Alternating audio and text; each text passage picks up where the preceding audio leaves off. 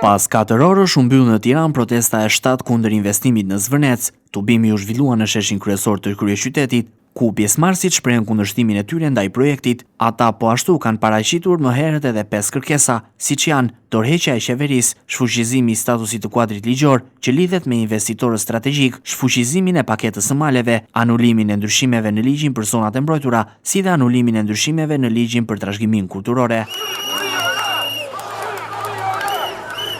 Kush e organizon këtë protestë? Ja u kemi thënë dje, ja u kemi thënë partje, do ja u themi çdo ditë, protestën e organizuat ju që na vodhën, që na korruptuat, që na larguat për 3 vjet e më shumë vjet.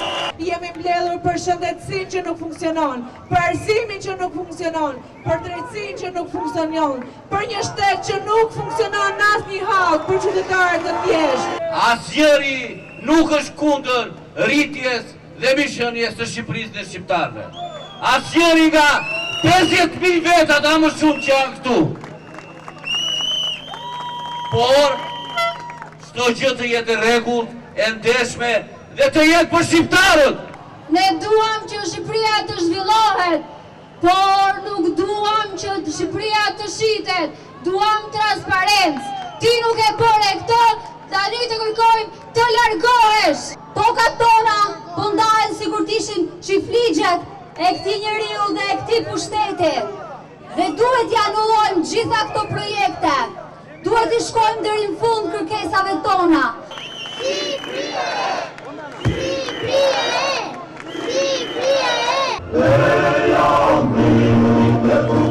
Paralelisht protesta u mbajtën edhe në Shkodër, po ashtu edhe në vende të diasporës siç janë Athina, Italia dhe Gjermania, apo edhe në Washington dhe New York.